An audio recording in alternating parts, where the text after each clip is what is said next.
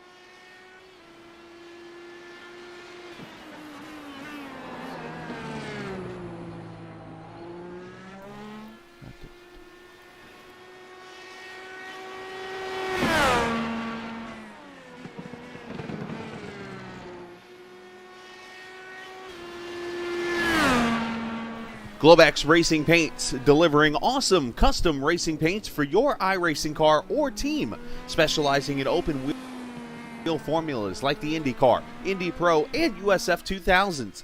Let us work our magic on your sprint car, outlaw, NASCAR, or any car you want to stand out. Additional services include logo design, custom helmets, suits, and graphics. Message us on Facebook at Grublets Racing Paints to discuss your project today. Be strong.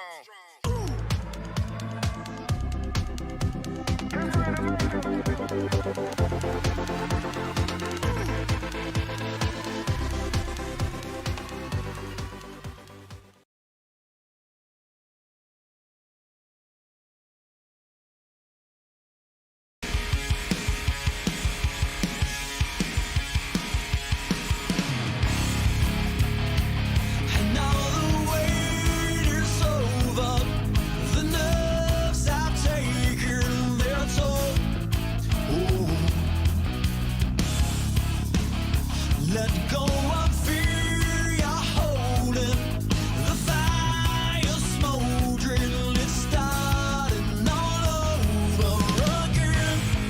I got a feeling that I ought to know it, burning inside. I got a feeling that I ought to know it, yeah. Every time I grip the wheel, I begin to feel I know what I've been for.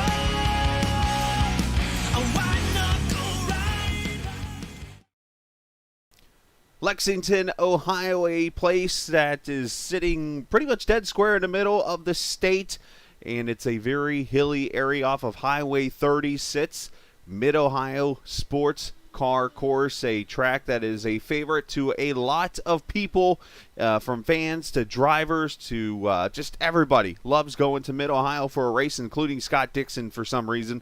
But this is a track that everyone loves, and tonight you get to sit back and enjoy great racing of the Grublets on Ice IndyCar Series, part of TI Racing. Welcome to the Happy Trails Grand Prix of Mid-Ohio. It is race number 7 of Season 4 of TI Racing and the Grublets on Ice IndyCar Series. 78 degrees, track temp at 90. It is a slick one. I am the captain, Chris Scala. Of course, Gary Godso joins me, fresh off his run a couple weeks ago at Indianapolis. One of his best runs in the Indy run so far he's had in the TI Racing side of things. But, Gary, we come to Mid-Ohio, a track that is obviously got plenty of elevation changes. Not much straightaway, a lot of technical corners on this track, a lot of lefts, a lot of rights, and so on and so forth. Talk about this track here. Yeah, IndyCar has been coming here on and off since about 1980, believe it or not. It's actually one of the first first 5 or 6 road courses that at the time USAC and /Kart ever visited. So that's how long it's been. Johnny Rutherford actually won that first race. He's a hero of mine. Alan Sir was on the pole for that race. But the history here besides that, this is basically Bobby Rahall's backyard. So for the longest time, this was basically Rahall's house. But lately, much like how Team Penske now physically actually owns Indianapolis, Target Chip Ganassi should do the same thing here because they pretty much own this entire facility. Yeah, we're waiting for that to happen. Well, we shouldn't say Target Chip Ganassi. It should be more Scott Dixon. Yeah, Scott Dixon, right. One day this track will be known as Kiwi Sports Car Course or something like that. But easy to say, though, just how much he's done well here at this course. I mean, you go back all the years, he's won here, what, some 6-7 times? Something like that now? He owns a track record for number of wins. I mean, he's well in that. Yeah, you said it. When it comes to, Penske at Indianapolis, it's Ganassi and Scott Dixon here at this track. And tonight we'll see who's going to win this race. We don't have any Ganassi or Penske drivers, maybe future ones, but none in the field right now when it is all over with. So we'll see how this all plays out now. Of course, the last time we were on the track 2 weeks ago, and Gary, it was a very, very fun race at Indianapolis. which turned into a wild one with Matt Houston winning and scoring a long-awaited victory there at his home track, not to mention a, 3-season drought pretty much when it came to the win column. But that shook up the points just a little bit, and that leads me to bring up our point standings here as we go into this race. Caleb Bency, hello, where's this sound familiar? Leads the points over Eric O'Connor by 13. Now Eric with 3 wins on the season. That has kept him close in this race. Ed Kerstetter, Dakota DeMed, and Cohen Evans, your top 5. A very tight point battle here after the double points race. Yeah, and not just Matt was a personal victory for him, but it was an entire team victory. Good point.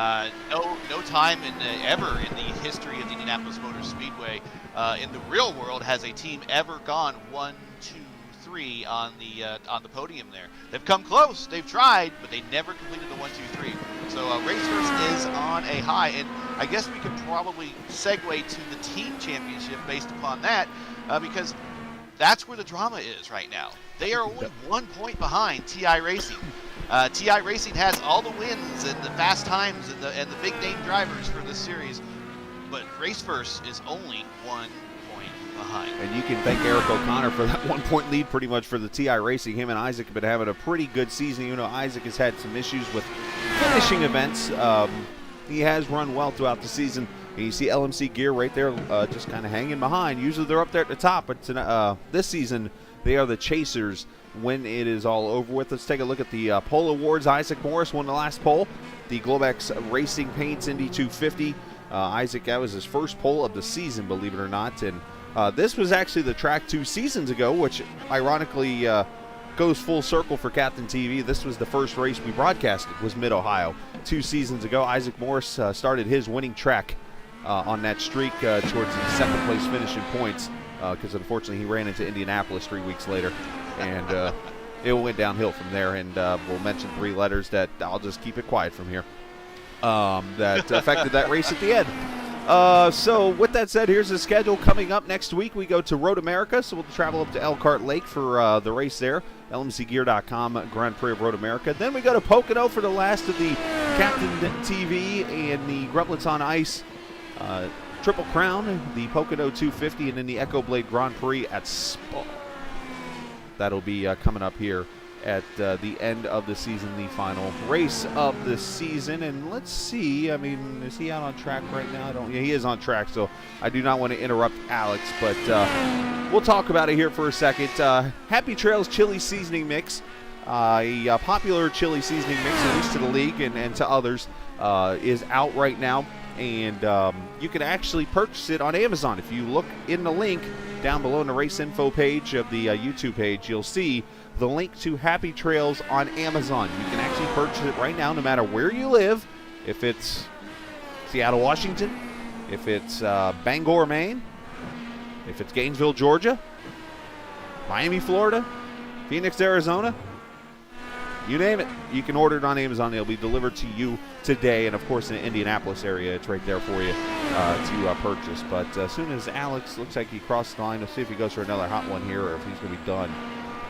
But either way, we don't want to interrupt his qualifying run. Make sure you do check out Happy Trails Chili Seasoning Mix. It is a great item for you to purchase. So I'm, for one, probably going to purchase it myself. Let's just put it like that. All you have to do is you add, 2 or 3 things. It's water, some meat, and tomato sauce, and voila, you have chili.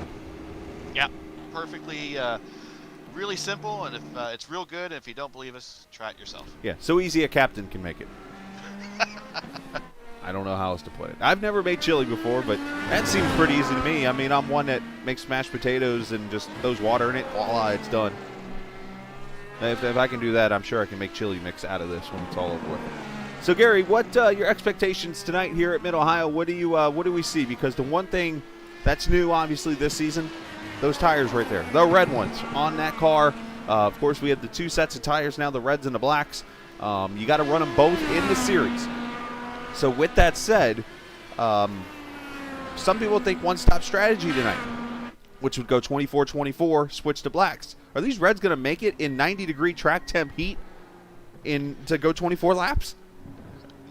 My opinion, and this is just my opinion, of course, I'm not the best road racer, but I have raced on the reds before at a road course.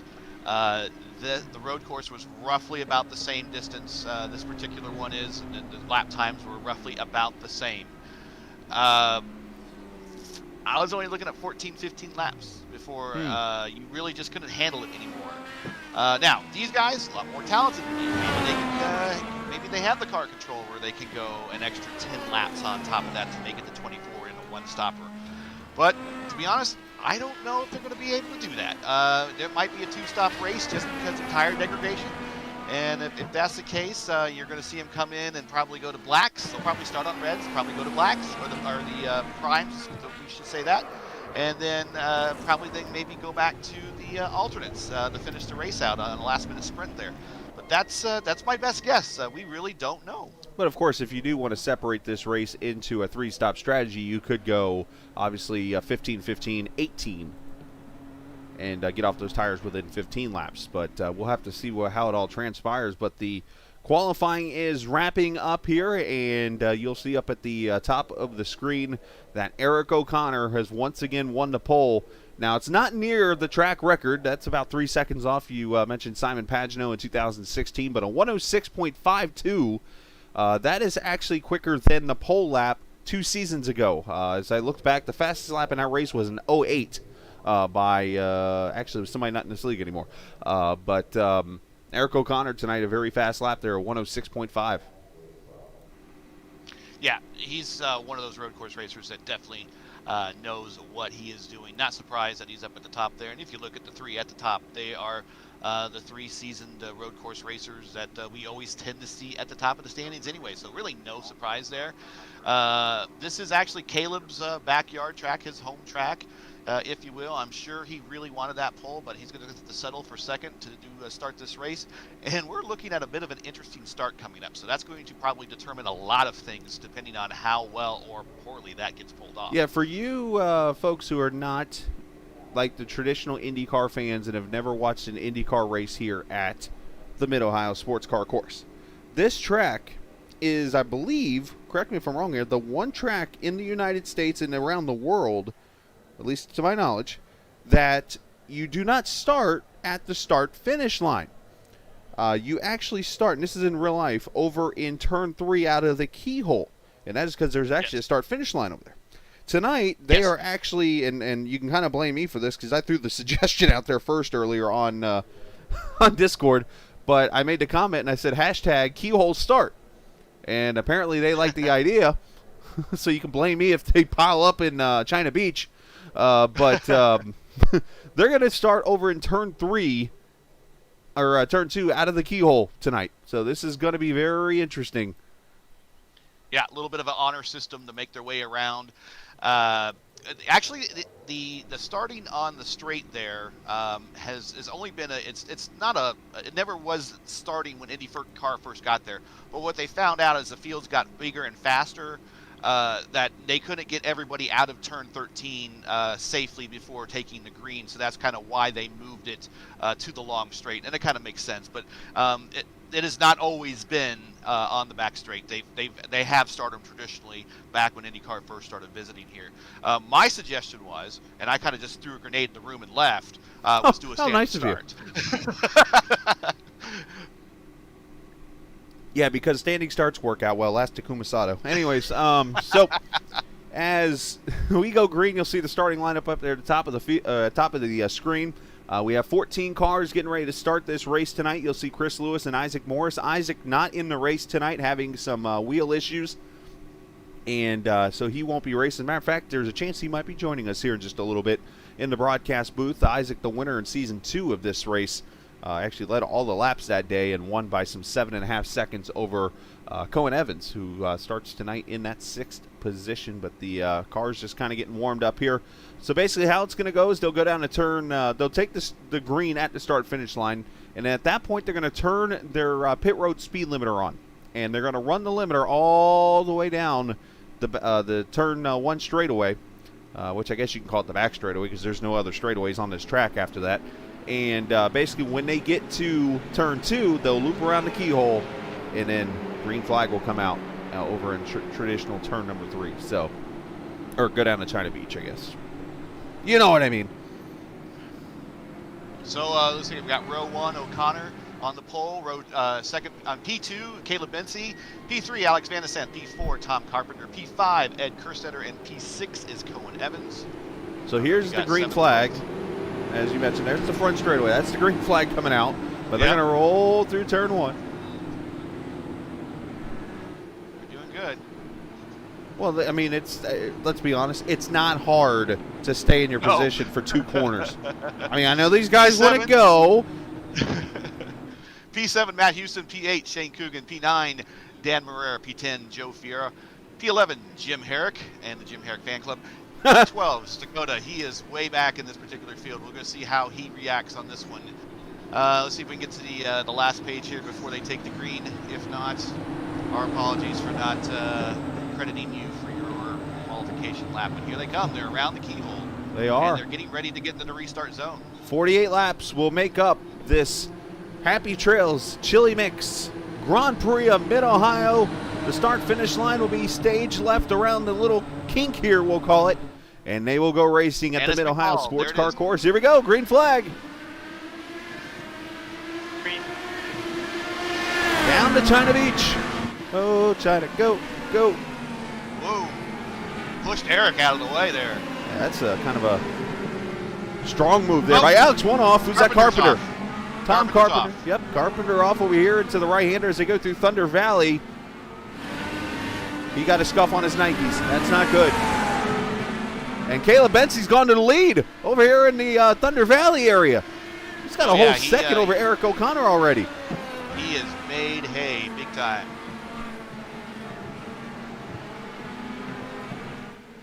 So Cody Claiborne and Craig Forsyth were P13 and P14 back there. We'll probably talk about Craig a little bit more. He's driving uniquely tonight. Yeah, very uniquely. We have a car on pit road already. That is Dakota DeMed. Oh. Unscheduled stop Not for a him, good and start. one car off over there at Tom Carpenter is having some issues over there. He's having trouble with the track limits.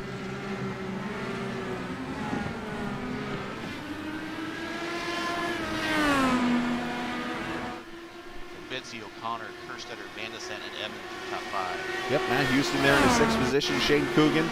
All these guys will push to pass. We'll have to keep track of that this evening. They have 10 of them to use for 20 seconds in the race. Yep. And Caleb Bency and Kerstetter. I just reminded myself to put that on my telemetry. Usually I don't when I'm so used to be doing stock car races anymore with the week off. I got to remind myself to have it on my screen.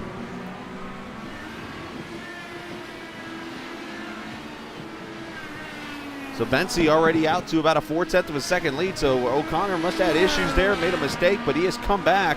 And he has got the fight for the lead coming up as you run 2 people with an 0860 on the dot.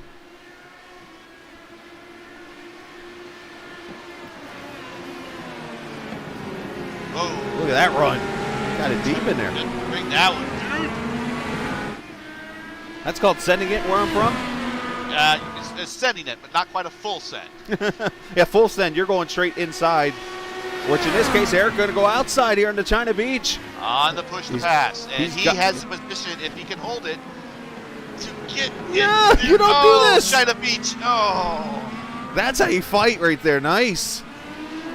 So Bency holds on, but that's probably your best place to pass until you get back to the turn 11 section there as you got the 90-degreer before you get to start-finish. Yeah, there's not very many places to pass here. Like right here is probably your next best case. If you can get a run right here through the kink, or the second kink on the track, I guess. And look at Ed Kerstetter coming into this picture right here behind him. 0.8 of a second back in your one of your favorite paints there. Oh, yeah, Jimmy Kite. Somebody's keyed to Mike and said coming in. Who's pit? Tom Carpenter's coming to pit road.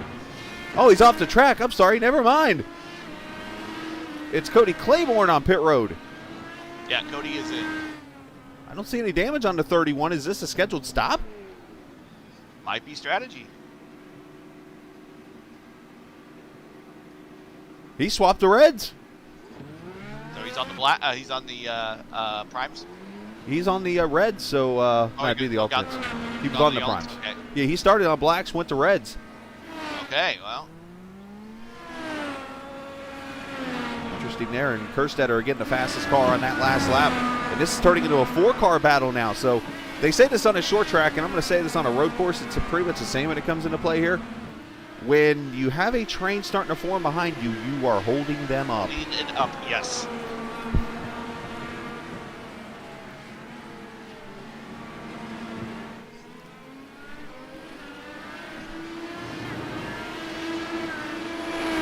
So 1 point. What am I seeing here? Actually down at 0.7 of a second. No, I'm sorry, 1.6. I'm reading my telemetry wrong. Between the top 4. Yeah, they are all right there. You're making them. Ed with a pretty good dive into the corner there. Yeah, top 4 something. Less than a second.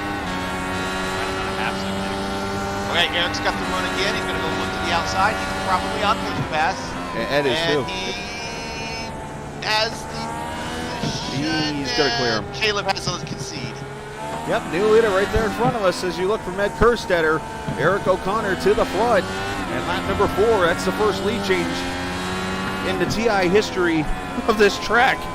2 seasons.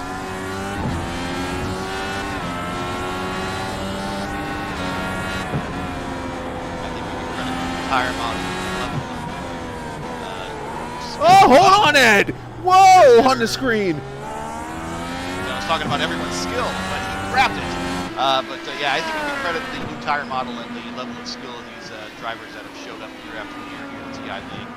It's just no longer, you pretty much watch 1 or 2 guys walk away. There's always 3, 4, 5 guys in it every week that can make a shot. Absolutely, and you know what's interesting about this? Eric O'Connor made that pass in the middle of turn 5 and then ran the fastest lap on the same lap. Oh, 107.837 is your purple lap. Yeah, pretty good lap there on his end. Now let's talk. Let's go back here to the 12th position. Craig Forsyth here in the player's LMC gear car. Craig actually recently had surgery on one of his legs, and we had talked about this during the 24 Hours of Daytona when we ran that race. He is actually tonight. The best way to explain it is he's almost driving like Alex Zanardi would do in one of these cars. He is using his hands as the gas and brake on his car right now, which is amazing in itself that he's out here driving a car and doing this. But running in the 12th position doing this. Yeah, he has a double tough road to go here. Not only is he driving in a non-natural manner, let's just say that. Fair enough. But he's also in the top 10 of the point standing, so he wants to definitely stick around as many points as possible to keep that position in the top 10. Because, hey, if I finish in the top 10 this hold on, Craig. Hold on, Craig. I'm I'm going to get out of his car because I'm jinxing him, obviously. I know. Sorry. Yeah. Sorry, Craig. I would want to stay in the top 10, so I applaud him for his effort, regardless if he had an off there or not. Oh, absolutely. Just the fact that he's out here just doing his best. But, hey, the fight for second is on up here. A 3-car battle now. Caleb Benzie, Ed Kerstetter, Alex Van de Sant now join the battle. You got Cohen Evans about 6 seconds back. Yeah, Connor's about 2 seconds up the road. He's already on his way to Mansfield. And see ya. Now you wonder, because we had this with O'Connor at when we ran at Canadian Tire. Is where I was going with that. Canadian Tire. Remember, Ed was faster than Eric on the blacks, and then Eric swapped to the reds, or it might have been the other way around. But then Eric was faster. You wonder if Caleb is struggling on these reds or trying to save them, and then is going to be super fast on the blacks. It's no telling some of these guys' head to figure out. I do know that Alex Van de Sant, Caleb is probably the most strategy savvy driver out there. So he might be playing his own strategy, and maybe O'Connor's playing right into his hand by run, and scuffing up those tires and then using them up well before if he's going on a one-stop strategy, well before lap 24. I mean, we're only 8 in, and he's really using them. He's 2.3 up the road. Which makes you wonder if Eric might be on a 2-stop strategy and Caleb might be on the 1. Caleb might be trying to go 24 on the reds. Yeah, that's entirely possible. We'll find out here relatively shortly. Yeah. In about, I think the window opens for release the two-stop people right around 6 laps from now. Yeah, it should be. Well, technically, you can go 24 laps on a tank of fuel. So if you subtract 24 from 48, obviously you get 24. And then you got to run the reds to the blacks. So, I mean, if you want to make it a two-stopper, you pretty much, if you want to split it in thirds, you do 15, 15, 18. But you could pit, I mean, as early as now, if you wanted to, technically, to get to the blacks and go. So, I mean, the window's pretty much open. Tom Carpenter's got his wits about him here, and he's coming up on the back bumper. Joe Fierro, a battle for the 9th position back here as they go through turn 3 and at the start-finish line down to China Beach here. This is going to be a tough pass. Joe's going to give him the room, I think, and will make the pass. Yeah. Like, I think he is. So move the 25 up. And as always, by the way, viewers, appreciate you guys coming back and returning. If you would like to chat with us, you can. To see Sherry Herrick watching tonight. Sherry cheering on the Globex Paints and Lightweight Motorcycle Camping Gear car. And I should mention, as always, we are broadcasting from the lmcgear.com broadcast booth. You can check out lmcgear.com, which means Lightweight Motorcycle Camping Gear. Over on the info page there on YouTube, you can look right down there and you see the website and stuff to access that webpage. But thanks to Jim Herrick for sponsoring the booth. And it's a palatial booth. A what? It's a palatial booth. I don't know. It's like a palace. Thank you. I was going to say. I mean, I could have a trailer, I guess, here, but yeah, I saved that for Detroit. So Eric, right now we're watching. Who are we watching now? Watching Alex and Ed Kerstetter here. Yep. We finally had the funding a couple weeks ago, by the way, to get Gary a monitor, so now he can see what's on my screen. That's right. Before it was just guess. Pretty much. Now the bad news is it still has the ears on it, but you know.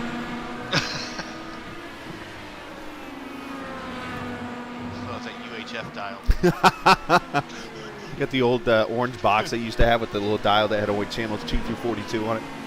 Yeah. I remember as a kid to watch Sesame Oh, Street Jim Herrick off track UHF over in Thunder dial. Valley. Oh, Jim and Thunder Valley. Yep. Looks like He's in he's one piece. that wing, that damage there in that middle part of the wing, or is that part of the? Look like on the inside there, I see a little bend in the wing. I don't know if that's part of the design or. See if he makes a stop here. Nope, he's gonna go.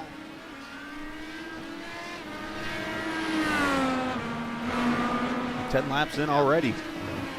These guys in second place already calming down. Let's check Ed Kerstetter already down to 6 push to pass. So he's going to have to kind of calm down with that a little bit. Alex and Cohen still at 10. So they're kind of saving theirs. Matt Houston at 8, running in the 6th position. And Alex is off over at turn 11. No contact, though. No contact. Come on, reclaim. Get in there.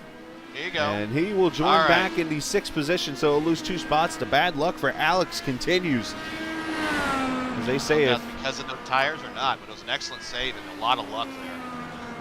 yeah, let's go watch the spin again here over in turn 11. It's already happened at this point. We'll back her up here and roll that beautiful chili footage again. Down in the corner. Oh, you know what? He just enters too hot. I think he was trying to apex the corner. Just got in there too hot. I think we have Forsyth on the wall. Oh, no. Unfortunate for Craig, who just keeps on trying. Oh, he destroyed the front end of that car over. That's turn 5. Keep fighting, Craig. You're doing a good job, bud. Not that we're trying to play best here, but when you're going through what he's going through, keep fighting, Craig. And not to mention, what's my boss going to fire me?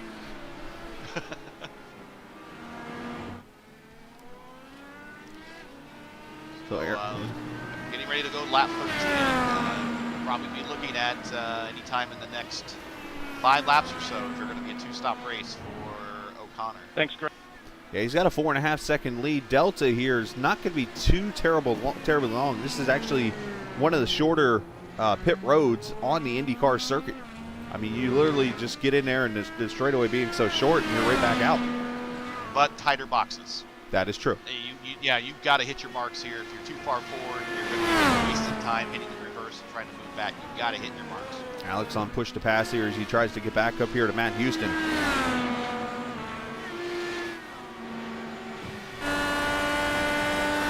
Here's a camera here for you, buddy. The old school wing camera.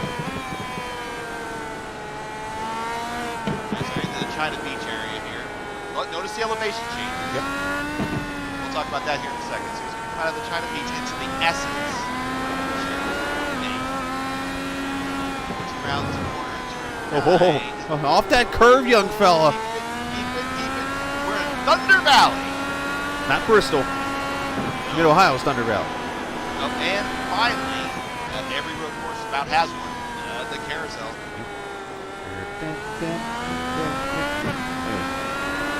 That's what about a half a lap there around this track. We'll do, of course, the Echo Blade ride-along lap here in just a little bit. So with these elevation changes and with these tires going up, these cars, we talked about this at Moss Sport. We talked about it even a little bit last time we were here. I kind of said these cars do not like elevation changes. When you go up the hill and you start cresting and turning, the back end gets very light. Why? Because these cars do not bend, and the suspensions really do not travel very far. If you don't get it just right, you will swap ends very easily going over the crest, either downhill or going uphill. Got Joe Fierro off over here. Looks like exiting the keyhole. I think this. That's turn one. That's where he has gone off. Cody Claiborne making the way around. I bring it up every time I come to a race here. I think of I don't remember who the driver was, but the sports car wreck over in the turn one section there. That hit the. Played by Craig. Sorry. Did you hear the same thing? That made me laugh. Since you guys didn't hear this, I'll share. Craig Forsyth, of course, is doing his best out there, and he said as he gets lapped by Eric O'Connor, he comes on the air and he says, "The role of Milka Duno is being played tonight by Craig Forsyth." Oh, poor Milka. Oh my gosh. Ed Kerstetter on push to pass again. He's going to be down to 5 already, or he really wants to get past Caleb.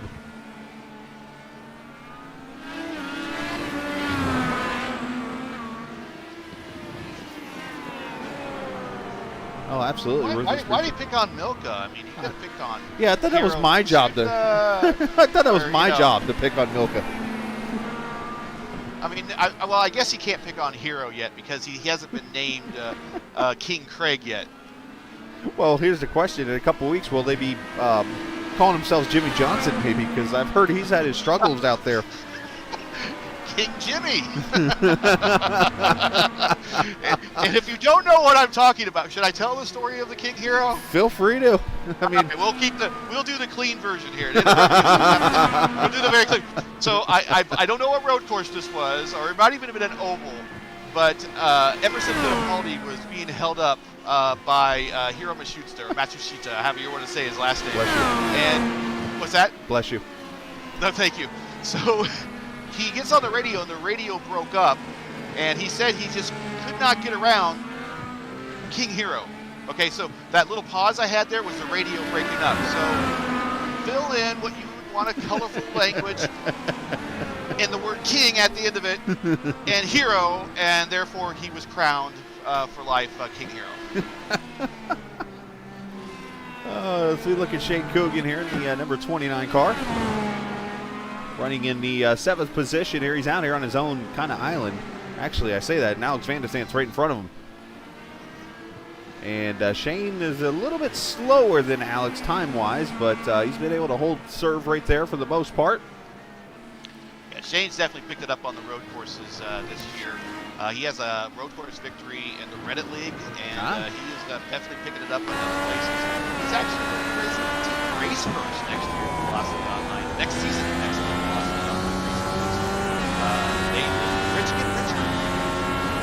Yeah, good pickup there for that team. Race first, going to have the 29 with him. That should be fun. You see Alex kind of go wide there in the keyhole. Allow Shane to maybe get the run here down the straightaway. 3rd gear, it's all the way up to 6th gear, top speed. What about 170? I would say maybe at turn 3 here or turn 4. Oh yeah. They are really quite moving at that braking zone. If we watch close enough, we'll probably see those brake rotors light up. Stop, get a little loosey-goosey there over the hill. And we're playing lap 18. Nobody's pitted. Not tucked in yet. So this could be maybe he wants to make this the long stint and then go short. Or we're just going to wait another 6 more laps to see if everyone just goes to the one-stop strategy. I think by this point you're going to see the one-stopper. The only place you might see the two-stopper would be Dakota DeMed and Cody Claiborne, who pitted back at lap 1 and lap 3 respectively, which Dakota, we got to look and check on that ruling, because I think you have to run, I don't know if it's in this series, I know in IndyCar you got to run 2 or more laps on a set. Yeah, I don't know. Oh, your leader is off. Your leader is off. O'Connor having his moment that he has. It seems like once a race on the road course he has a moment and then, well, pulls away again from everybody else. It's almost like his basketball move of throwing you the ball accidentally and letting you score. Be like, all right, you got your point, now shut up, and then go dominate the rest of it. I gave my best grade 8 invitation there when I went, ooh. But yeah, our leader was off. You know, a fair point here. Something has happened to Caleb Bensey. I just looked over and said, Ruthless, say, what happened to Seth? You know what? Caleb went off track. Ed went off track. Everybody went off track over in that corner. Kerstetter is in. Guess Kerstetter on pit road. We'll cover the stop and we'll go back and see that. Some reason my telemetry did not show it. Now it is. I see it, what you're talking about. But something has happened, and Cohen Evans is all the way up to second. And Ed just drove through pit road. Did he get a drive-through penalty? For what? I guess we'll have to check on that. But Ed with a penalty. Let's go back and see what happens with Caleb Bensey here. Oh, you know what? Right there. Oh! And Ed gets into Caleb. Avoidable contact. That is a avoidable contact, and that is a drive-through. And I'm surprised Caleb's right end is okay, because you saw the tire look like it broke, but it popped back on there like Now this new damage model. oh, and there goes a wing pod, a winglet or something off of a car. And the new damage model, these cars are still very elastic. You'll watch them pound the wall, and they'll have a floppy wheel, and all of a sudden they snatch right back into place. Like Here's what that happened? move again. Yeah. Yeah. I don't know if you can maybe get another view. Was that net code at all, or was that? Yeah, I can get another look here in 1 second. But I think that right pod there is what flies off the car here in a second.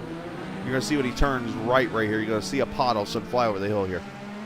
Yeah, right about here. He gone. Yep. That's the rear tire deflector. All right, so let's watch this again. We're going to go on board with Ed. And he did get penalized for this. And sorry we didn't catch this live. Unfortunately, my spotters, I think, are on lunch break.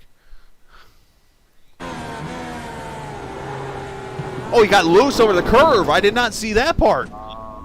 Okay. He caught the curve, and he had in the back end swapped ends.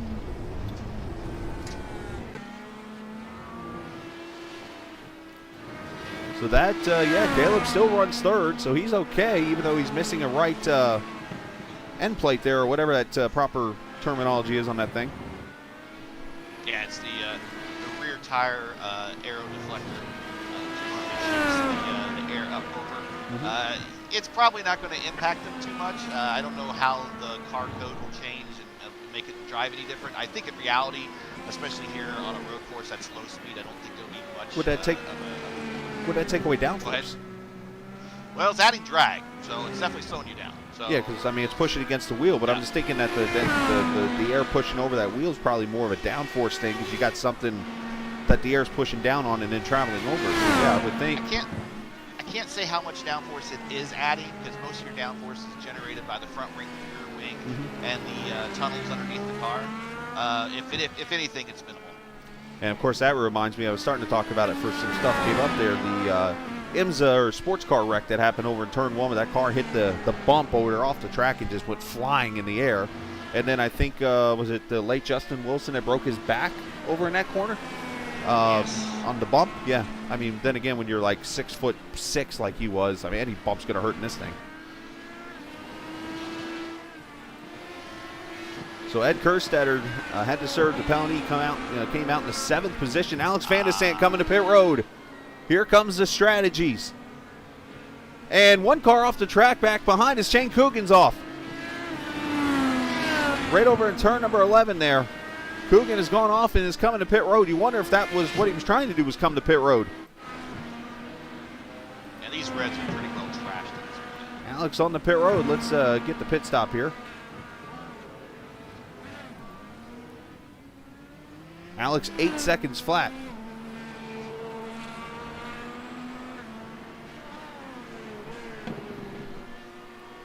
Shane Coogan 8.8 as he pulls away. So leaders starting their pit stops here.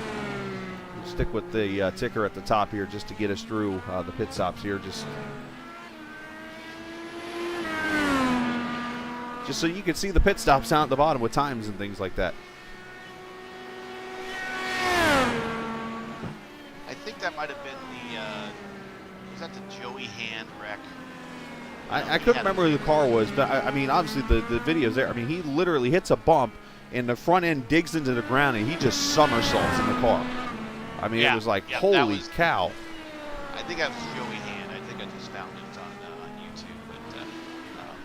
But look it up, folks. Joey Hand, Mid-Ohio. I think it happened in 2006. And he was doing his best imitation of Dukes of Hazzard. Except it ended very badly. So Eric O'Connor leads here on Cohen Evans by 12.3 seconds. He is, what he's trying to do, obviously, you know what? This could be exactly what he's doing. He might be building a lead through his 2 stints to where he could come back in, maybe potentially for a second stop, and still leave with the lead. Well, he is bypassing pit road and starting lap 24. So if anything, you're going to see everybody come to pit road right now to get off Reds, which you're looking at your front 9 right now on Reds. Yeah, the next person that has a different compound is Coogan.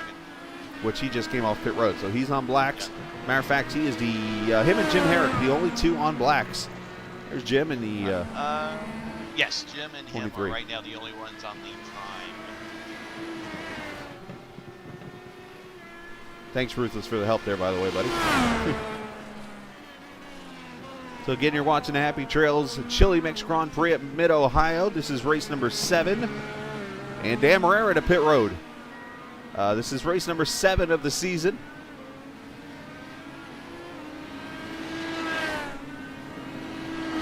Had the week off last week, came back this week, and we'll finish out the rest of the season each and every Monday night. Make sure you hit subscribe if you're new to watching this tonight. Appreciate all the viewers.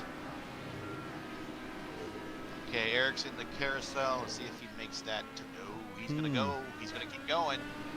Well, he answered your question. You can go more than 24 laps on his tires. How much do they say that they can go in fuel, though? According to Jim Herrick, who I talked to before the race, he told me 24 laps.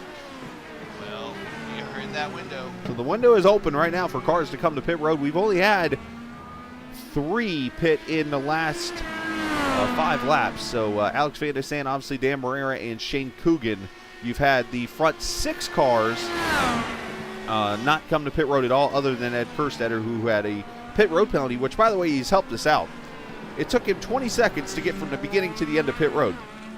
So let's add 8 seconds to that or so, and you're looking at about 28 to 30 seconds of a delta on pit road. Yeah, Van de Sant stopped at 21. Dakota's in now. right now. He just in lap pit 24. road. Dan Marrera lap 23, Cody lap 3, Joe Fiero lap 14, Shane Coogan lap 23, and Craig Forsyth on lap 11. This is the race verse Echo Blade team, Sunset Arctic Games. He has that super special dark black livery there. I like that. I guess that would be silver that's with that. I know it's not gray. Yes. It's like a silver. Yep. Got the sword up there in the front. I like that. Now, we got Cohen and Caleb are both in. I was just going to say, all jokes aside, I would hate to see him do a Joey Hand did in turn 1 with that sword in the front of his car. It probably won't flip. He'll just plant it. Literally, that was my point. So Caleb Bensey, Cohen Evans on pit road, Matt Houston, Tom Carpenter, Ed Kerstetter, all these cars on pit road right now. I would say the undercut could be happening here, but I don't think you can make up 13 seconds on a pit stop.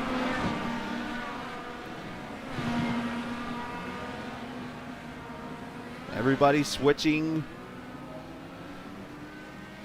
You know what, though? Cohen Evans went to blacks. Caleb Bensey to blacks. Alex Van de Sant's on reds still. I just realized that. Eric O'Connor on pit road. Alex started on the reds, I believe.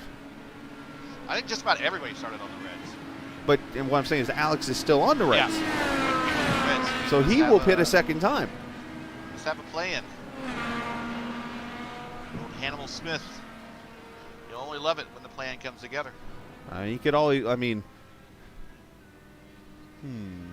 Yeah, I mean, nobody's going to pull any kind of sneaky move here. Eric goes to blacks. Yep. And a slower stop, 10.7, but he got plenty of time to give up. He could have probably ran to the bathroom and came out with the lead still. Now, will the primes agree with him or disagree with him like it did at Mosport? That's a good point. Got to be careful. Got to be really careful these first couple of laps. Wait for these things to come up to temperature. Even though it's the hot, sticky track right now, or hot, slick track right now, you still got to bring him up. A very interesting name just joined us in chat. Gavin eats good food. I'm pitting this lap. Chris eats good food too.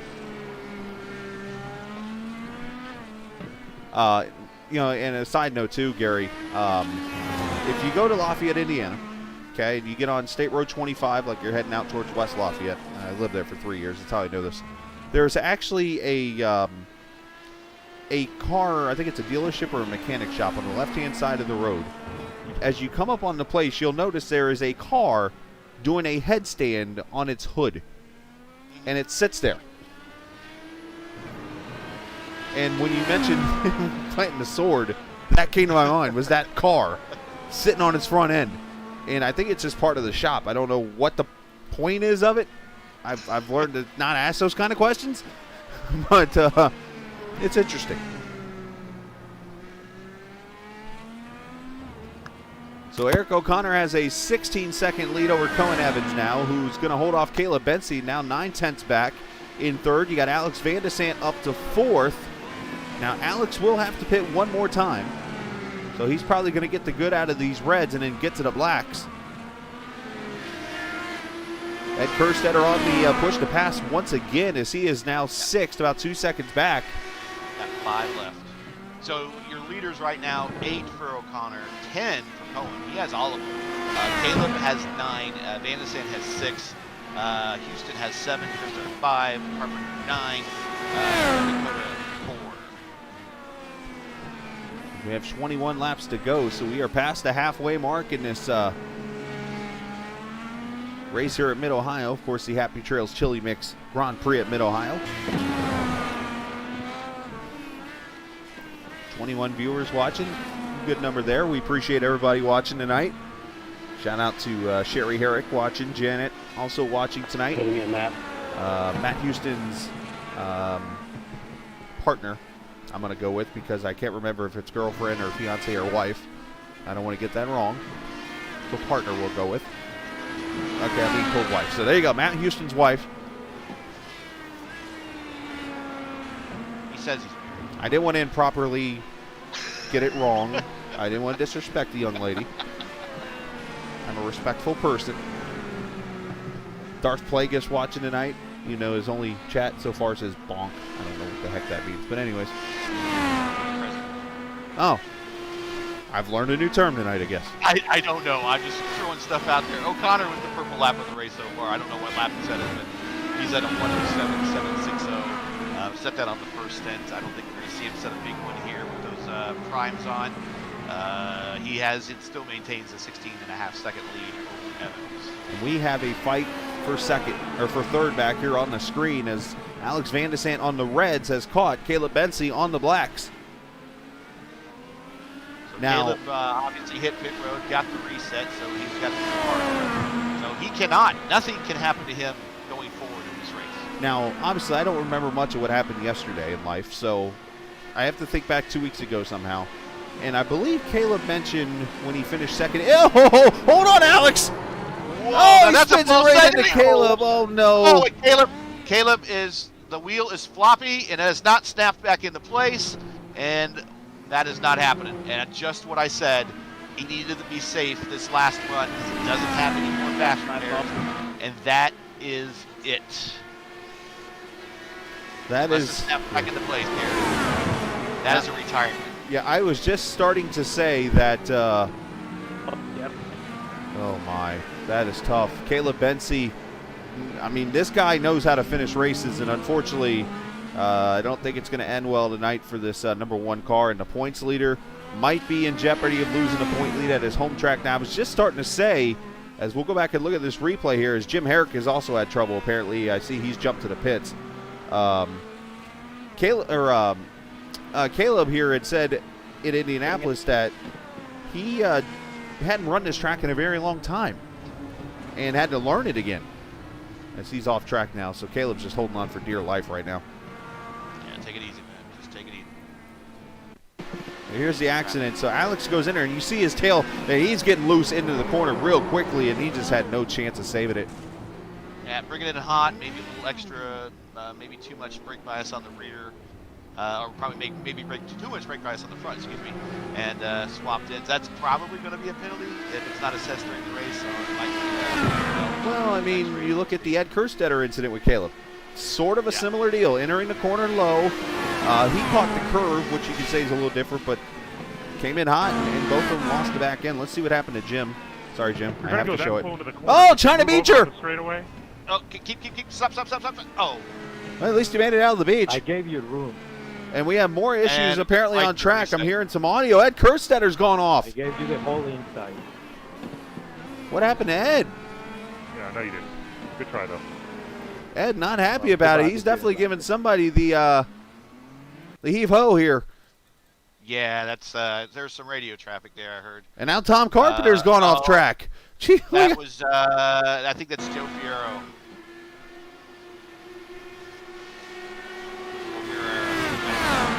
I think it is Morera. Oh, Okay. ooh, you know what? You think Ed could have waited?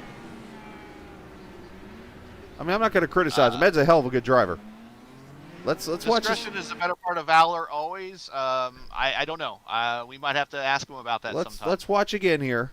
Tonight might not be that night. No.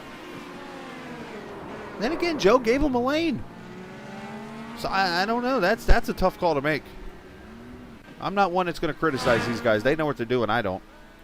Let's go to Tom Carpenter now as we're working on highlights.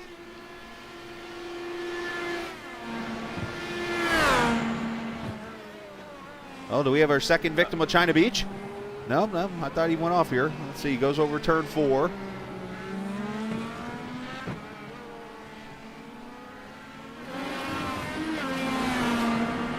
Over into Thunder Valley.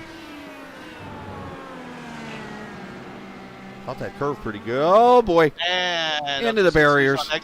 Right, and it's right at the right. I told you where there's the elevation change. Yep. Right there at the crest. That's exactly what happened there. Now is that one of those And- things? Because that crest there is really quick. So does that de-weight the car? I guess for lack of a better term.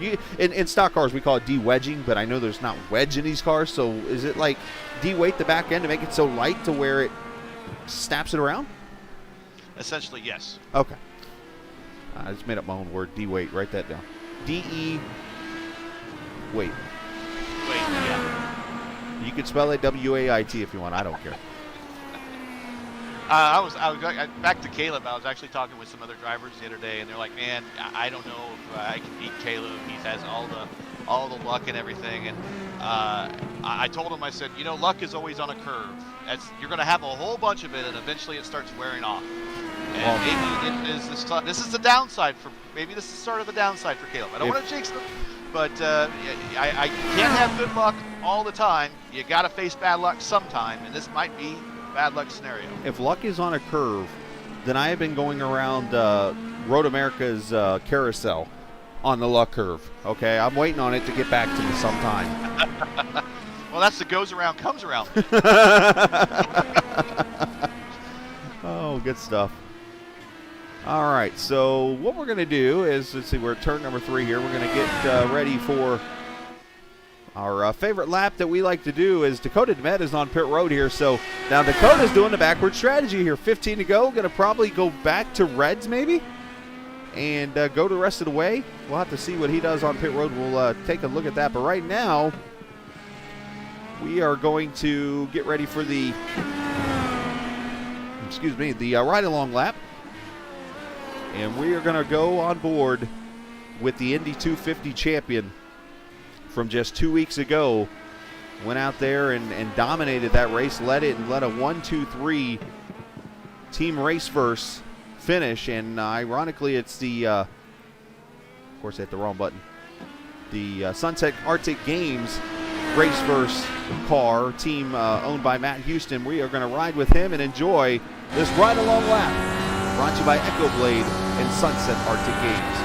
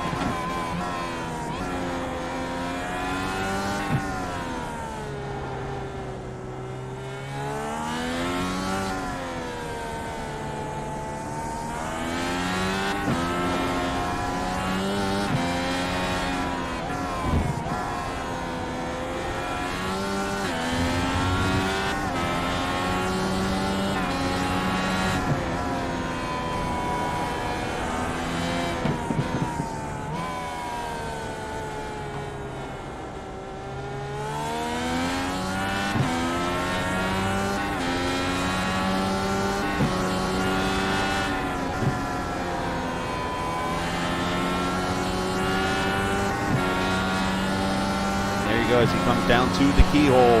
That is a lap around this Mid-Ohio Sports Car course in about 1 minute and 10 seconds. Brought to you by Echo Blade and Sunset Arctic Games. Of course, you can look for that game in the very near future on Steam. And don't forget, Baltic Pistol, which, by the way, Houston's not pushing past. Baltic Pistol out on Steam right now. You can get that game and go check that out. But all that created by Sunset Arctic Games and Dakota DeMed, who did a fantastic job on both of those games. We have 12 laps to go. Eric O'Connor leading by some 21 seconds over Cohen Evans. Okay, so I see why Matt his head right around the second behind. He's right here. Well, it's like they say, he's within striking distance, and when you see a car, it gives you the urge to go get him.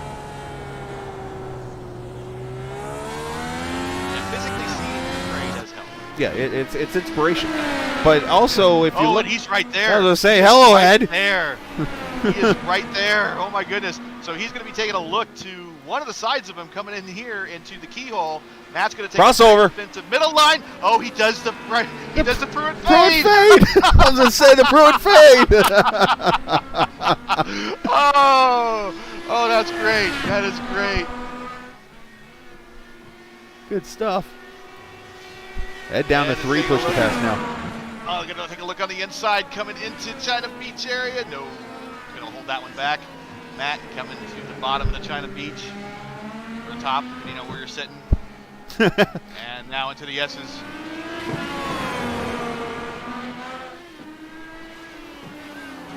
This is actually the fight for the 3rd position. Yeah, this is a big podium position, so there's not that much going on in 1st or 2nd place. Watching a fight for the podium is going to be something here. And unfortunately, Caleb Bensey did take his car to the garage. It looks like he is going to be done for the night in a 13th place finish. That is going to hurt in the points. Can I just hear a knock on the door? Uh-oh. We'll be waiting for you.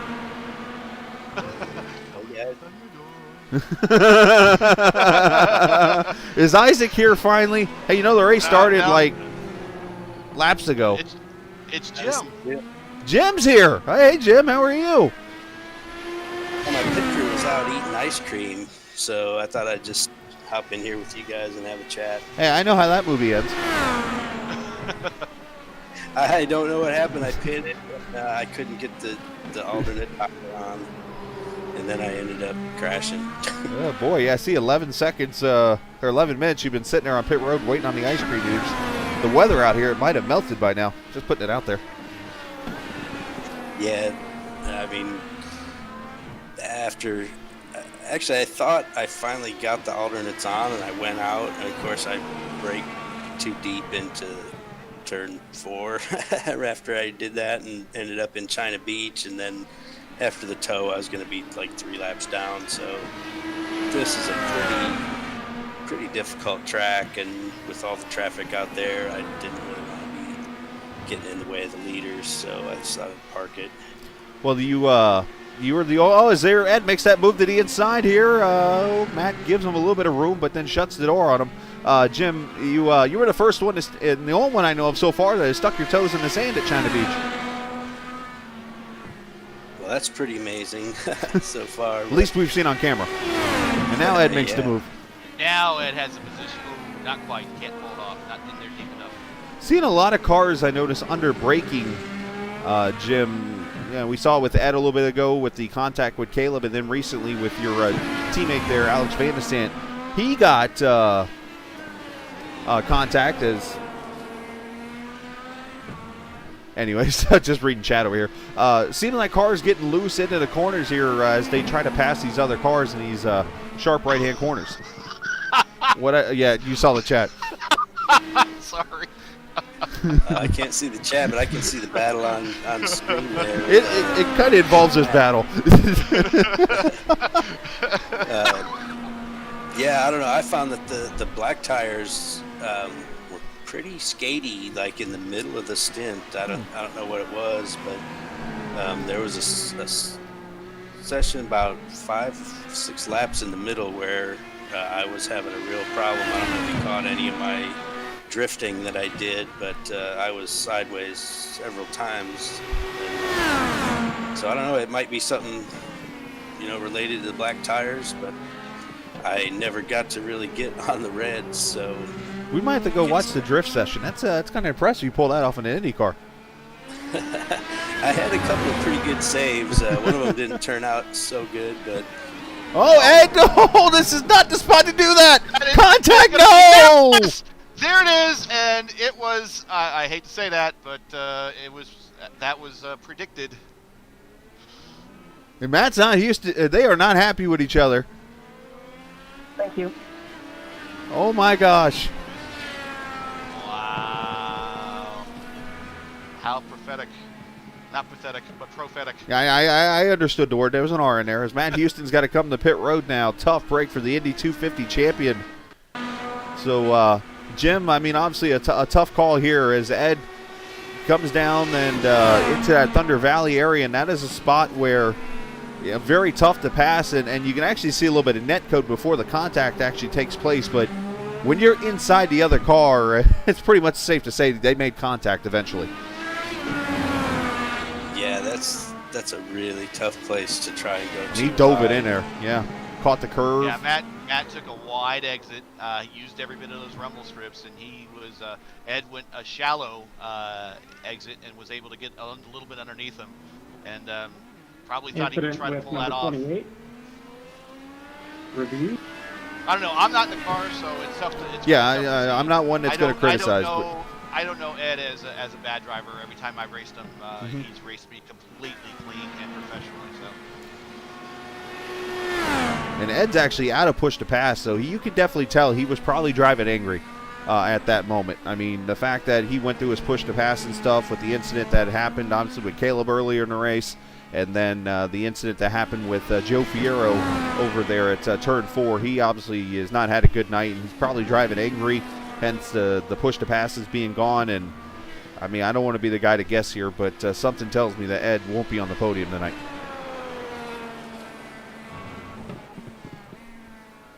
Yeah, it's not a track you can be too aggressive on either, with all the, especially like the Thunder Valley area where you go over that crest where they had that incident. The car gets real light. It takes a lot of patience to make it through that section. So, yeah, probably should have maybe waited to make that move somewhere else. But can't turn back time, so I guess we'll see how this one ends. Now, Eric O'Connor is lapped up to the 4th position. Go ahead, Gary. I'm sorry. Yeah, and well, Ed is on the podium right now, and he, and you're right, Eric is just about ready to put a lap on Alex. But Alex is probably trying to put a run on to try to catch Ed. I don't know if there's any damage on Ed's car out of all that stuff. Maybe Alex is trying to run him down and sneak that podium position. Well, you know what? You think about it, though, too. Alex didn't get a penalty, at least as of right now. He had the incident with Caleb, which is similar to the Ed incident just there, and also to the Ed and Caleb incident that happened over in turn 4. So you almost wonder if we see post-race penalties, could we see Tom Carpenter eventually jump up to the podium in the 3rd position or something like that? But again, there's been some recent rule changes with penalties enforced and stuff like that, so we'll have to see. This is one of the first the first road race that those penalties will be put into play. We did have a couple of penalties. Just listen to audio here real quickly of what's going on, Gary. If you can catch what's being said. Basically, you got the incidents that happened in Indianapolis. There were a couple penalties there from some preventable incidents, but tonight, obviously, we've had a few. And I think the audio I heard was something about driving on the grass. Yeah, this is a narrow track. It is a very challenging track. You must miss your spots. Can I appeal this? It's always recorded. I think, has Ed been black flagged? We'll watch it and see if he gets a drive-through or something. Well, if you should be able to do it. I won't do it on my screen, but see on the race bar Can if you clear the black flag, and then I'll take a 1-lap penalty, whatever it is, because that was not my fault. Yeah, so Ed Kerstetter did get black flagged apparently through the audio I'm hearing here. So Kerstetter is going to get black flagged, and to pit road he is going to have to go. That's going to move Alex up to the 4th position. Oh, no, the black flag was cleared. I don't know why. I wonder if it's an appeal thing maybe or something? I don't know if it was withdrawn, but the race stewards gave a black flag and then it was cleared. So I'm not quite sure what happened and what they told them to and why they rescinded it. We'll find out more. And that's where... I believe, go ahead. I believe Ed said asked to appeal that and said that he would take a 1-lap penalty after the review post-race. So he has to have the black flag cleared and have a post-race review. Okay. And it looks like the admins are going to grant him that request. Which is actually, on Ed's part, I'm just looking at times here, 1 lap's at about 1:10. It's pretty smart on Ed's part because he needs this race to stay in the championship. So, you know, anything he can do to avoid that penalty, even if he has a slight chance of getting out of it after the review, you know, is basically his only chance. So, well, at the same time, Jim, wouldn't it would be about it's a 30-second delta. Now I'm assuming it would have been just a drive-through, or I'm not sure if there's a stop and go involved there. But if it's a drive-through, you're looking at 30 seconds, which would put Ed down to about the 6th or 7th position. With the lap penalty, he's going to fall, if it goes off of where he's at right now on the track, he would fall down to about the 9th position. I don't know how that part's going to be called, if it's a time thing or if it's a... Yeah, I suppose if review turns out to find that it's Ed's fault, he'll get that 1-lap penalty. I think that'll put him at the back of the 1-lap down cars, so that would put him down at 10th, out of the top 10. So, but if they, you know, if he holds on to 3rd and the admins review it and find that it was a no call or a racing incident, then he'll maintain that 3rd place, and you know they'll be back in business. We'll have to folks, see. It's like the 1981 Indy 500. You're not going to find out until tomorrow morning who finishes it on the podium.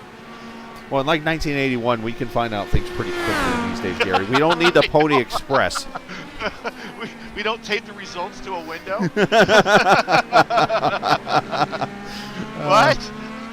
What? Nice. So 2 laps to go as Eric O'Connor goes through the Thunder Valley section here.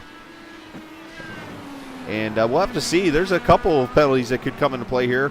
Alex Van de Sant, we'll see if there's a call made on him and Caleb Benson. But one thing is for sure, I will go to work this week. There is a setting in the telemetry stuff I use where actually will show race control putting things on the screen. So I'm going to go to work and see if I can get that for next race at Road America as we hit the white flag final lap this time at Mid-Ohio. Eric O'Connor working on win number 4 of the season already.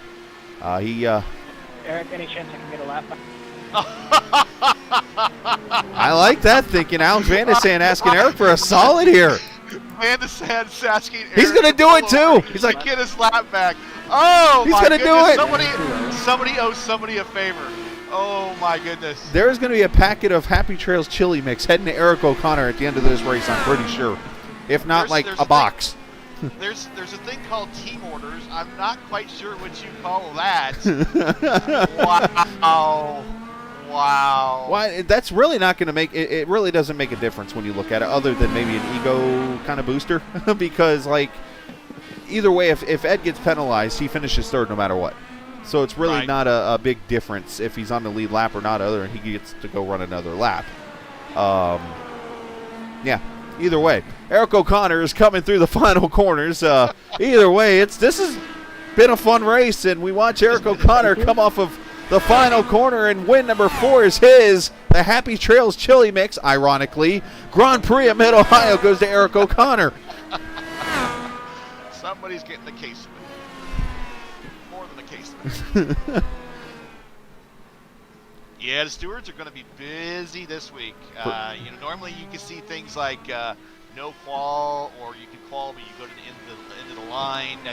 I think we're going to see some a little bit more possibly serious ones than we have in the past. So yeah, I'm glad I'm not a steward. Let's put it that way. Yes, Connor Evans. How about the man who finished second here in season 2 is going to finish second here for the second straight time. Whole bunch of twos in that one. Quietly finished second. It looks like to me he was pretty much all by himself once the leaders pulled away from him, and he got by that incident that included Kerstetter and Van de Sant. I don't want to be the one that jinxes anything. You know who finished third in the race season 2? I can't. Alex Van de Sant. Okay. So here comes Alex Van de Sant. If Ed doesn't get the penalty, Ed finishes third. If Ed gets penalized, Alex Van de Sant finishes third for the second time. Well, this is your provisional results then, folks. So, Guys, sorry they pulled me out of here. you got admin duties to do. It's all good. But, yeah, while you're here real quickly, Jim, Alex Van de Sant, I know he had to spin earlier with Caleb, and I had an off track real quickly, but that man has had no luck at all. And for him to finish fourth tonight or third somewhere in that area, that's got to be a proud moment for you with what he has been through. Yeah, that's Alex can use a boost right now. He's had a pretty tough season. And, yeah, I mean, considering what he went through today, pulling out of fourth place is pretty good. And we're pretty happy there. This is going to tighten up the team championship a lot now. Yeah, it is. Yeah, it is a big mix-up there. We got Cohen in second. And actually, the admins reviewed that call, and Ed is going to get the penalty. So okay. That is gonna shake out that way. So Alex is gonna actually bump up to third, and okay. So normally for the team championship, it's the top 2 finishing team cars, right? They get, and that goes toward the points. Is that correct? yes, top 2 for the team score points. Yeah. So you will be getting LMCgear.com's team. We're going to be getting points for second and third. So that's a big points day. All TI is going to get, albeit it is a first place one. They're going to get first, and I believe just ninth. So that's not as big of a day. And also not coming at it as very well is they only get points for 6th and 7th. So it's I'm going to be real curious to see what the team championship looks like tomorrow morning. Should mention also, and I want to ask you real quick, Jim, before we get the winner up here, and Gary, make room for 5. But basically, Jim, was there anything mentioned on the Alex Van de Sant, Caleb Benson incident? Is that a post-race review, or? I did not see that incident. Okay. I'm assuming there was no penalty issued for it. So it there's probably a good chance that we'll be reviewing that after the race. I'll have to, we'll have a procedure for people to file their appeals, and then we'll take a look at them. So we'll have to find out. No problem at all. And that's where I just want to make sure it's for the sake of interviewing Alex here in a couple minutes when it's all over with. But right now we're going to make this all about the winner tonight, who scores his fourth season win. It's actually his, fifth career win, I believe, as he won the last race of the season last season. Last year, yep. And he comes back in here tonight. As I look, actually, Ed Kerstetter's in the booth right now with Isaac going over the review. But we bring in Eric O'Connor and a happy team owner. Chris Lewis joins us. Oh, you know what? And real quickly, I'm noticing right here, Alex came over chat here and said served a drive-through when it's over with. So Alex gets third. Officially off of that. But one thing that's not questioned, Eric O'Connor, you do win this race. Congratulations, your fourth win of the season. Thank you. I'm really pumped about this one. This is one that I was really circling from the start of the season as when I really wanted to win, when I was feeling really good about. I knew going into this season, Belle Isle and Mid-Ohio were going to be probably my two best tracks, and I'm not going to lie, I was a little, not so much nervous, but definitely kind of in my head a little bit about where the pace was going to be, because I didn't end up getting able to jump in for any of the sessions, so I had no idea where anybody's pace was. I didn't put an absolute ton of practice into this one, but still enough to be comfortable with myself, which ended up being a really important thing, it seemed. I really, come race time, knew my limits, knew what the car could and couldn't do, and there was really only one or two moments that the car kind of caught me out a little bit. Yeah, you just had that one off. Was that because of worn tires and just caught you by surprise? I think it was a little bit of tire wear and just a little bit of losing that tiny little bit of focus there. Yeah, I definitely, once I got the lead, I was looking in the relative a lot because I knew that Ed had a good shot at challenging Caleb, and the whole time in the back of my head, I'm thinking points all day, and I'm just like, if something could just happen, I'm just sitting here, it sucks because it's you don't want to see someone get their race screwed or something, but at the same time, in the championship's sake, I'm like, oh, please let it happen. It give me one break and to get me right back in this thing so I don't have to run the table here. And I'm not planning on stopping. Hey, anything can happen. We still got a probably crazy race at Pocono coming up that I still think, even with me closing up in the points a lot today, that race at Pocono, I think all along was going to be the decider after how Indy went. And I still think it will be. So that's the big wild card, but there's two more road courses. I feel very good about Road America. Spa, I'm not 100% on, but I feel a lot better about it now, just knowing where points are, and hopefully we get through Road America good, don't give up any points, and hopefully Pocono don't give up any points and can just get through Spa clean, and who knows where we'll be at that point. Now, I don't want to be the one that creates any kind of little controversy here, but your team owner is the owner of the league, and he knows people. And we ought to come up with a segment called the Eric O'Connor Lets Everybody Have a Mulligan segment. Seems like every week on the road course, you find a way to go off track somewhere and spin, like you're going off an excursion trying to find a deer or something, and allows everybody to catch back up so you drive away from them again. It's... I'm really hoping maybe Road America can put that to an end. I was going to say, they got walls there.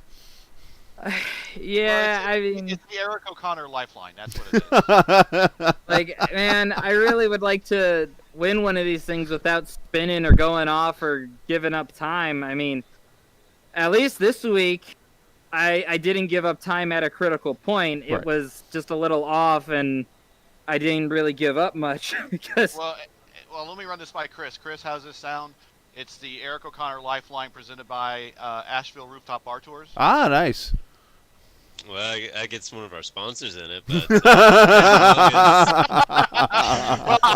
I have to get their name in too because I sponsored my cup car this weekend. So Nice, nice. That's true. As long as I end up here with y'all, I don't care what. I was what gonna we say, call it, what we do. Now, I think as long as it results in a win after it, I think they'd be happy with it. well, I'm not a mathematician, as I've bragged a lot. I went to school in Florida. But if I do the math, Caleb finished 13th. You finished first. This will likely make you the point leader going into next week at Road America. Good timing for it. I mean, like I said, I'm still Pocono's going to be the big decider, I think. The road courses, for the most part, you can kind of control yourself. But, just like Indy for me, Indy was, man, that was a race that a little disappointed in myself, but also really proud of myself for, I mean, I don't know how much you guys caught it, but man, like we had that caution at like 20 to go-ish or something, and then we kept getting cautions after that. And I went from like just barely inside the top 20 to ending up finishing 4th and only losing 1 point to Caleb, and I was just like shaking coming across the line that I somehow salvaged not giving up massive points in that race. I tell you what, I know firsthand that you almost didn't. Yeah, Gary, we had a moment. Complete that race. You decided to go all Rick Mears on the high side of me. Turn 1, I'm like, what the hell is going on here? I was at that point. I was in full desperation. Checkers or records. I knew I had that outside line dialed. I knew that most people probably wouldn't defend it, and I knew if I could get to their outside, I could commit. And most people, from what I had been racing with, were going to not be able to fully challenge it. And I mean, for the most part, it was. We had that close call, Gary, but like, hey, that's racing. If I got wrecked there, I wasn't going to be that upset because it was desperation, just full send. Like we finished on the lead lap, and I don't think I had any X's. I don't know about you, any had X's, but I just yeah. a 0X from that one. Yeah, it's just how close things can happen sometimes, and luck plays a role. So, despite the lifelines and everything else, you still had to put your car there. You still had to complete the pit stops. You still could, had to obey every other rule. And you pulled it off, and so you're still within the hunt. So, all in all, you can't be too unhappy about the day you just had. No, today was really good. The only thing I kicked myself a little bit for was the jump I got on the start. I'm guessing Caleb used some push to pass there. I didn't. I don't know if he definitely did. He may have just had a better jump than I did. And I got really lucky there and what was the first turn of the restart, because man, all I know is I don't know, I just had like some spider sense or something that if I didn't back out here I was dying, because I was trying to keep it with Caleb, and then I realized I can't quite, and the next thing I know, I just somehow knew Alex was there and knew that the way it was on my view, it looked like I was dying if I wasn't gonna back out there. So I was like, it's lap 1, I'm going to just back out and take it easy here. And then I was able to get back up his inside and get right back around him. And then I was like, okay, I know I got the pace. This gives me an opportunity to be smart and really take care of my tires and just be patient. And, I mean, I was patient in my head, but it probably didn't seem like it in the broadcast because a couple laps later I'm trying to pass. So I'm glad that me and Caleb were able to race clean, though, and we didn't end up taking each other out there because that would have been a bummer for both of us. Well, great job, Eric. Again, oh, good. I'm sorry. Bummer for him how his race went. I'm happy for the points side for me, but bummer for him. And yeah, crazy race. It was. And send shout out to whoever you like to, bud. Yeah, just big shout out to Chris Lewis. Just bringing me into this league. And I know I kind of came in late last season, and the plan was to run this season. I ran end of last season to just kind of get a feel for it. And, I mean, I'm really enjoying this league. It's been a lot of fun, and really hope we can go on and get this championship for both myself and in the team championship for TI Racing. I mean, I think we got a good shot at it, but there's a lot of things that can go wrong still. So just got to keep on executing. Anything can happen, as you mentioned. Congratulations on your 4th win of the season. The momentum is definitely in your hands right now. We wish you nothing but the best, and we'll see you next week at Road America. All right, thank you. Absolutely. Eric O'Connor, Chris Lewis, the winning team. And I just noticed we had like 17 people in the booth just now. Anywho, real quickly, since we're talking about that pass just now between Caleb and Eric, let's go ahead and make that our Happy Trails spicy overtake of the race here in the Happy Trails Chili Mix Grand Prix at Road America. And this goes all the way back to early in the race. The pass going into the turn 4 section here where Eric is on the outside going into the corner and is able to get the momentum into turn 5, the uphiller, and makes the pass on Caleb Bensi. And from there, he said, bon voyage, he was gone, and pulled away and led the rest of the race, obviously through the green flag pit stops and so on and so forth. So right there, early in this race, I believe it was around lap 4, is when that pass happened. Eric O'Connor passing then point leader Caleb Bensi, being your Happy Trails chili seasoning mix spicy overtake of the race. So getting that out of the way, and since it happened at that moment, figured it'd be a good time to share that deal. But right now, let's go get Cohen Evans and bring him up here. His team owners joined us here in the booth, and I'm sure, like we said, he's pretty proud of him for his efforts. So let's get Cohen down here. As a matter of fact, let's get both the teammates up here. Let's just bring the whole darn team up here.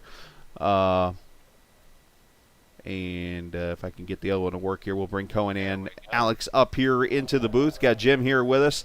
Obviously, Cohen, we'll start with you. Second place finish tonight. Pop quiz. Do you remember where you finished 2 seasons ago? At this track? Yes. Probably second. You did finish second in the race. Well done. You get yourself a free ice cream bar out of your refrigerator. Nice job. Whatever ice cream Jim's crew was eating. Yeah, right. Talk about your race out there, because a typical Cohen Evans event, not really anything done. Just go out there, a nice, safe Sunday drive, and get a second-place run. I want to say it was uneventful, but if you ask the 3 people in front of me that, I don't think they would agree with me. So my race was pretty uneventful, but they all had problems, and let me catch up. Well, you did what you had to do. You kept it on the pavement. That's what they say sometimes the best luck you can have is just keeping it on the pavement, and this being your best finish of the season's got to make you pretty happy. Yeah, it sure is. I don't even know. It was a pretty hard race. The tires weren't there. There's very little grip throughout the stint, especially towards the end. The rear tires were falling away, and I had to take it very easy over a couple crests there at the end.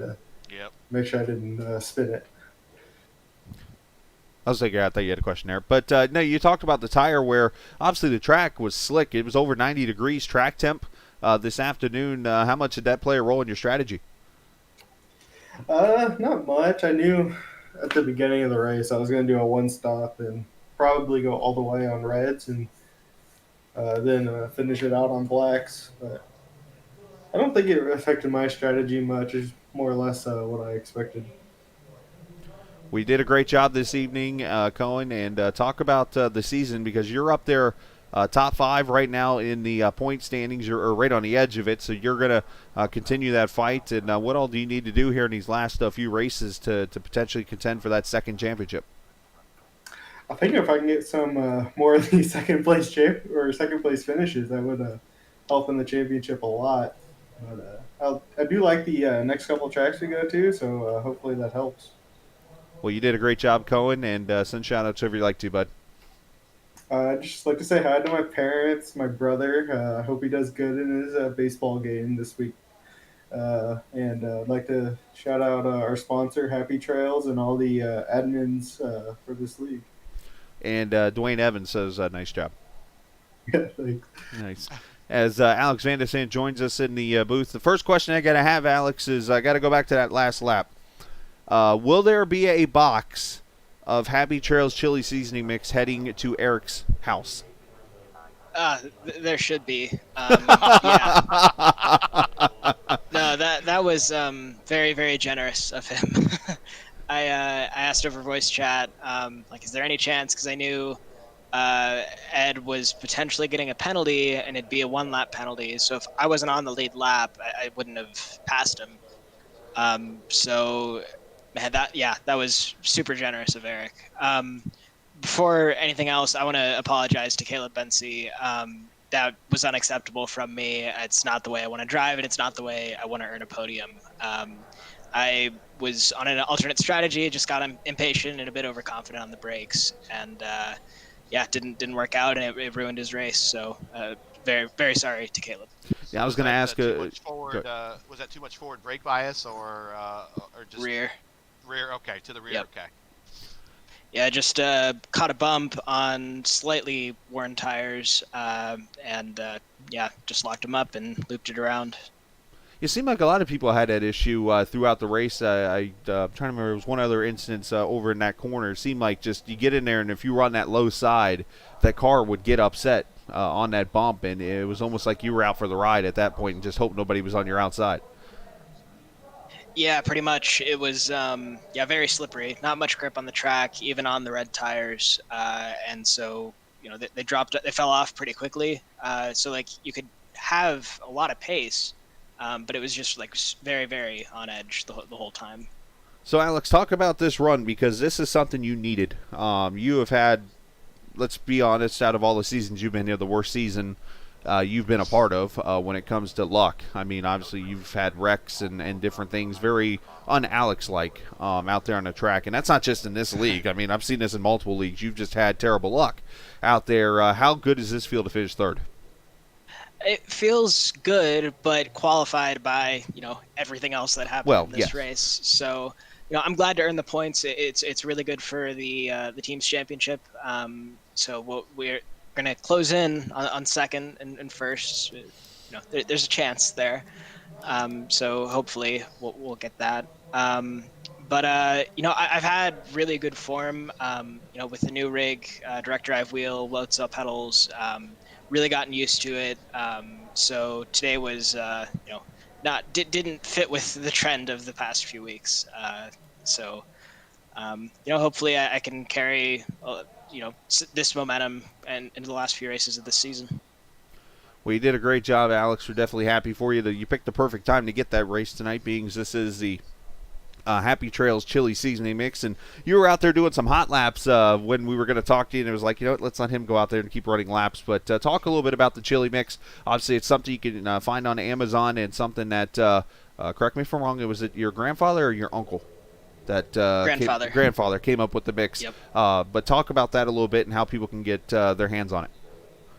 Yeah, for sure. Happy Trails chili mix. It's chili mix.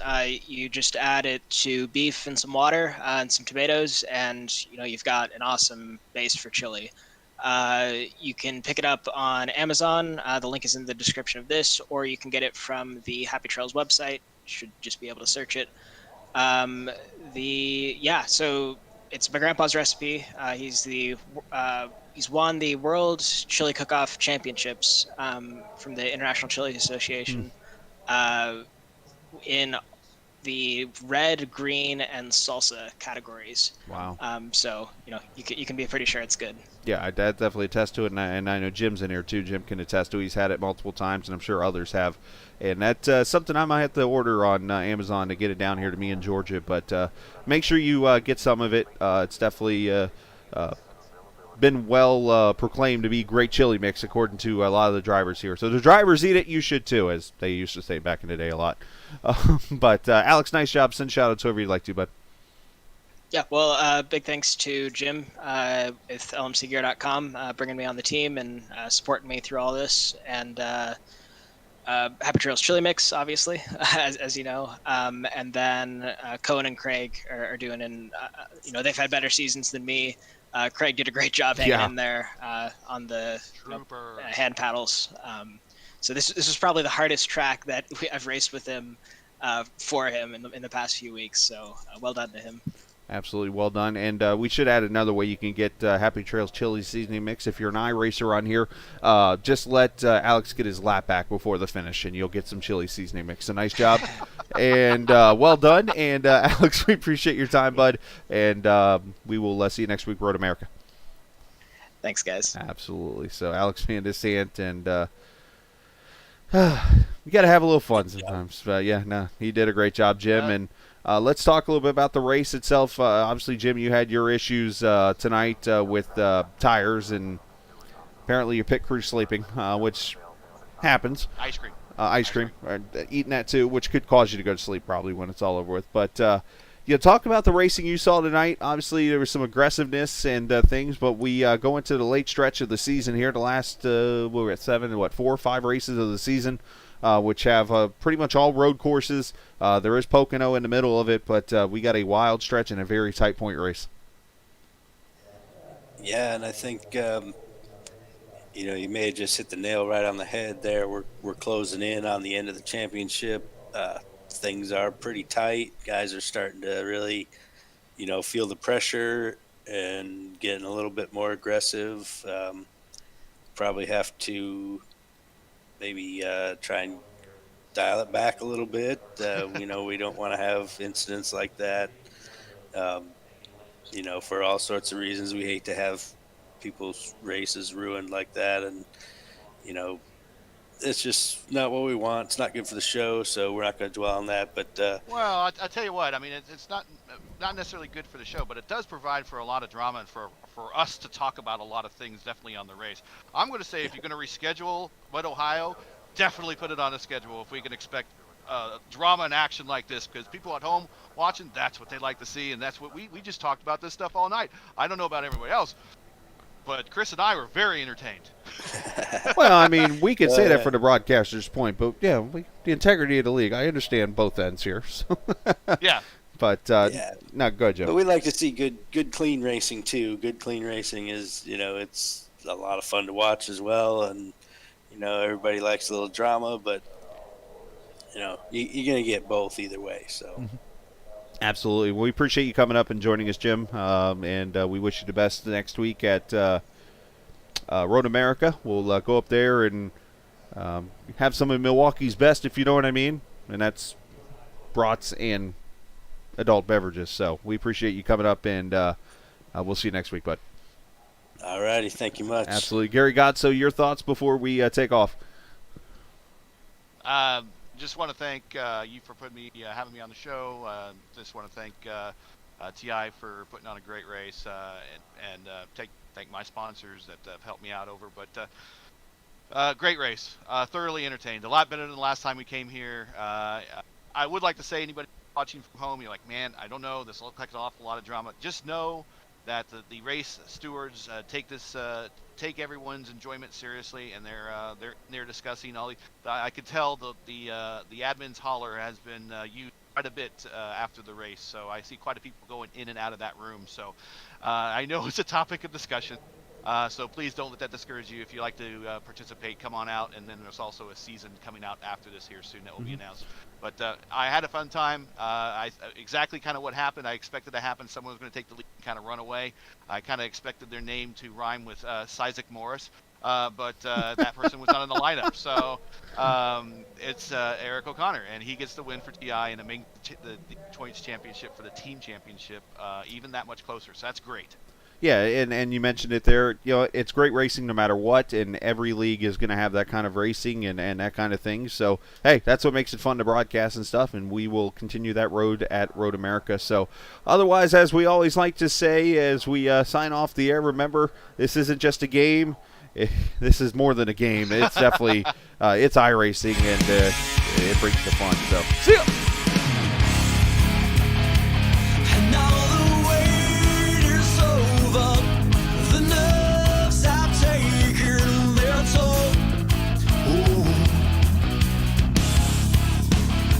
Let go of fear, you're holding the fire smoldering. It's starting all over again. I got a feeling that I ought to know it, but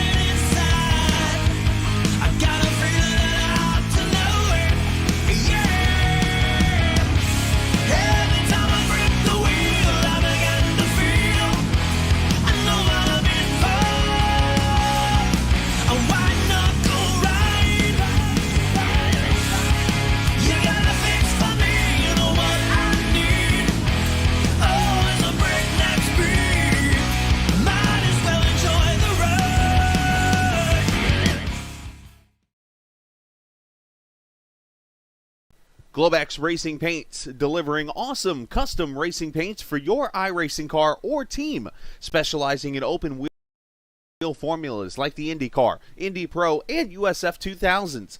Let us work our magic on your sprint car, Outlaw, NASCAR, or any car you want to stand out. Additional services include logo design, custom helmets, suits, and graphics. Message us on Facebook at Globex Racing Paints to discuss your project today. Strong.